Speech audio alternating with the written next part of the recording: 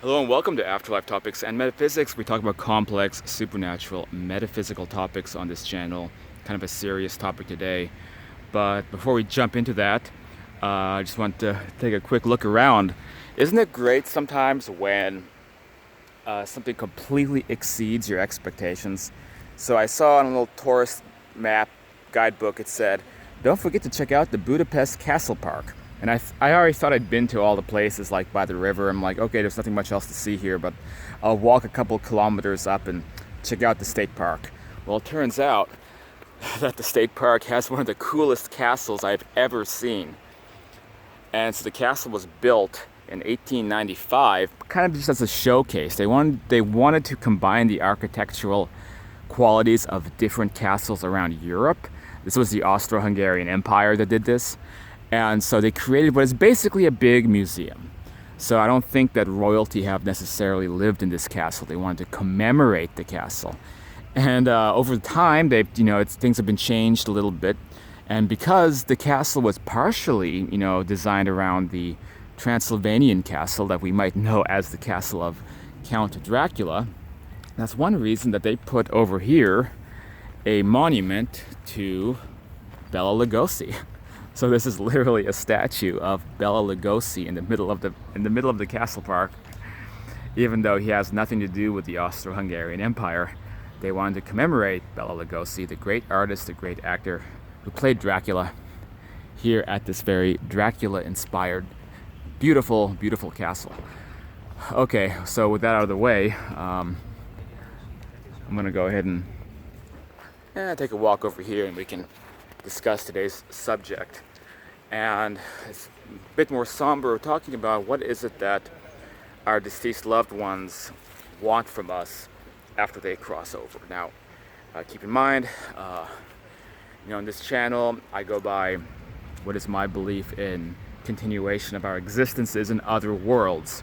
So I've experienced for many years through astral projection and after, I can't say the D word in this channel. YouTube doesn't like it. But after crossed over contact experiences with four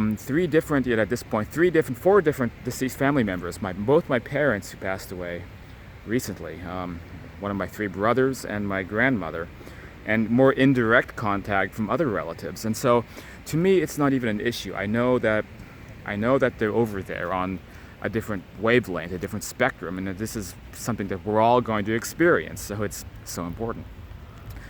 And so I feel like I have a good idea about their psychology and their lives and what they want from us. What's the one thing that they really want to see us try to do after they go to that side. Before I jump into that, please go down, hit that subscribe button, hit the notification bell, like it, share it. All that helps keep the channel going.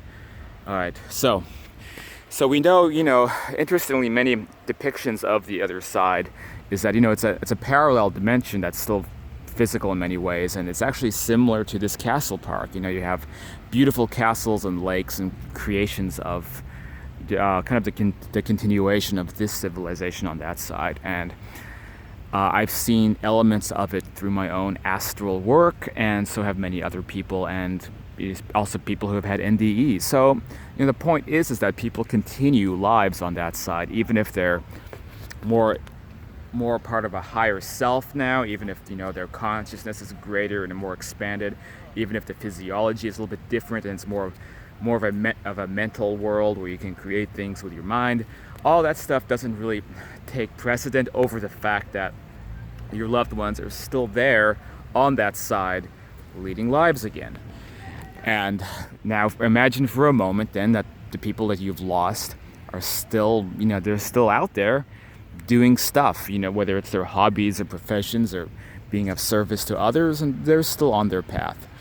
So what do they want from us? The number one thing that they want from us, the number one thing that I think, vast majority of people who cross over want, is remember this phrase: they want us to bounce back.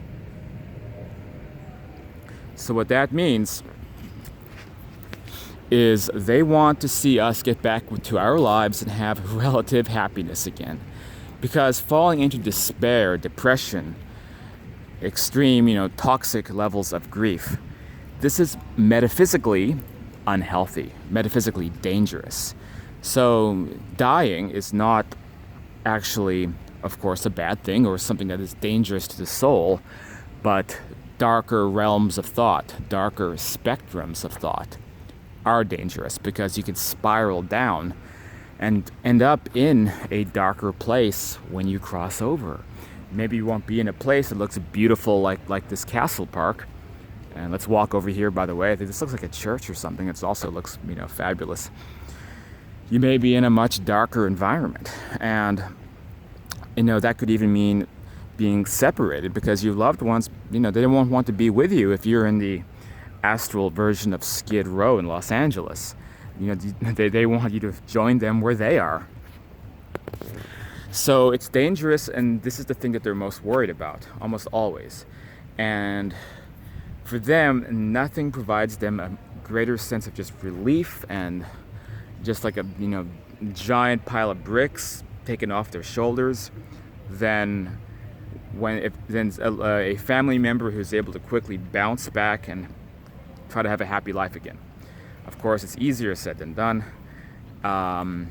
but there's different ways that we can try to do this, and I really recommend in all situations to just try to maybe travel, go someplace really amazing, and learn to enjoy life again. And, whether it's the big things like coming here or the small things, just going to your favorite bookstore, learning to meditate on the small things, learning to try to be happy with yourself, increasing your self-esteem, increasing your sense of purpose in life, using that as a motivation to keep going forward, and knowing that they're still around because you study this topic, because you study this subject, you're educated about it, you're one of the few people who are, and so that it's not something that is nearly as bad as society has brainwashed us into believing.